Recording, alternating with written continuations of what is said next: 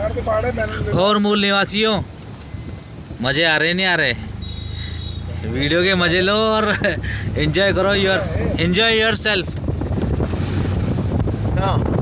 अपने अधिकार और अपनी परिस्थितियाँ और अपने शिक्षा, अपने रोजगार, अपनी एजुकेशन और सबसे जो मेन मुद्दा है अपनी पहचान जो तुमने खो दी है, उसके लिए लड़ना और बोलना कब सीखोगे?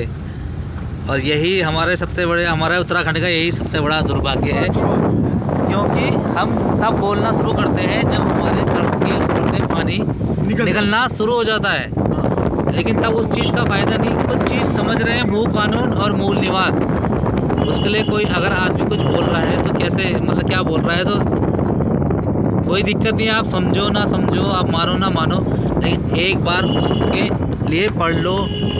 पढ़ तो सकते हो।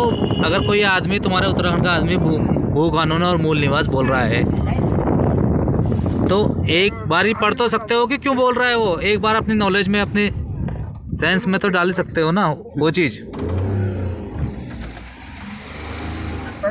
तो यही चीज़ मैं बोल रहा हूँ आप लोगों को। आप पढ़ो लिखो, क्यों विरोध कर रहे हो और काहे के लिए कर रहे हो, और किस वजह से उत्तराखंड बनाया। उत्तराखंड एक धोखा है मेरे भाइयों, और यही एक मौका है, सब संगठित हो जाओ।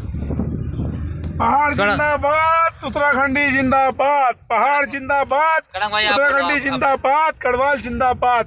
एक विचार भाइयों, अगर पहाड़ी एक साथ नहीं हुए तो फिर आप कुछ नहीं कर सकते। अपनी भाषा तुम खो चुके हो, अपना क्षेत्र तुम खो चुके हो, अब तुम्हारे बस का कुछ नहीं है।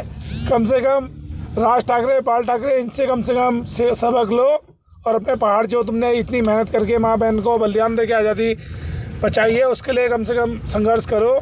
जो हमने उत्तराखंड लिया है अपने अधिकारों के लिए लिया है, उत्तराखंड में सिर्फ हमारा अधिकार हो, सिर्फ उसके लिए कम से कम इतनी मेहनत करो कि हमसे कोई हमारा अधिकार न छीन सके। जय उत्तराखंड, जय भारत।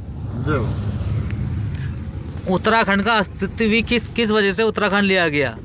अगर पहाड़ के लोगों का अस्तित्व ही नहीं रहना था तो पहाड़, ये उत्तराखंड तो बनाने का मकसद ही मतलब पहाड़वाद था।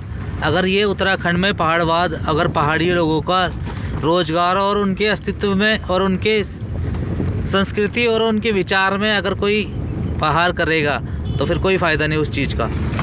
प्रेम भाई, आप क्या बोलना चाहोगे? मैं ये बोलना चाहूँगा कि देखो, भू कानून ऐसा होता है कि जैसे मसूरी हो गया, ये सारे के सारे बाहर के, अबे अपने को दो, जो भी देना है अपने को दो। मैं ये कहना हूँ, उत्तराखंड ये उत्तराखंडी को ही दो, बाहर का नहीं आएगा कोई। बस कहीं गए आप भी बोलो दो वो शब्द। जय उत्तराखंड, जय भूगन, जय उत्तराखंड और जय मूल निवास।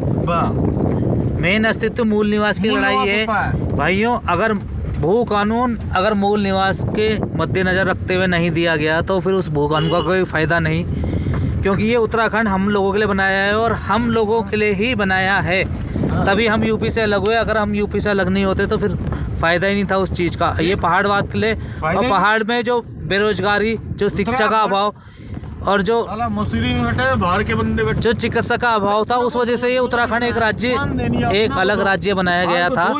और इसीलिए, क्योंकि आने वाले परिसीमन जो होगा, पहाड़ी जितने भी राज्य हैं उसमें आने वाले समय में सारी सीटें कम होने वाली है। जो सबसे पहला परिसीमन हुआ उसमें 6 सीटें कम हुई, और जो 2006 में जो परिसीमन होना है उसमें कम से कम 8 से 12 सीटें कम होगी 2026 में, सॉरी। तो उस चीज़ का अस्तित्व नहीं रहेगा। ये अगर प्लेन की ही राजनीति चलनी थी तो उत्तराखंड देने का कोई मतलब नहीं है। और ये उत्तराखंड एक धोखा है, क्योंकि जिस उत्तराखंड को बनाने में अभी भी जिन क्रांतिकारियों ने बलिदान दिया और उनके अभी तक उनको इंसाफ नहीं मिला, तो सब इधर वो धोखा हमारे लोगों के साथ है और हमारे लोगों की कोई पूछ नहीं है, क्योंकि उनको अभी तक उनका अधिकार नहीं मिला और जो उनके गुनहगार थे उनको अभी तक सज़ा नहीं मिली।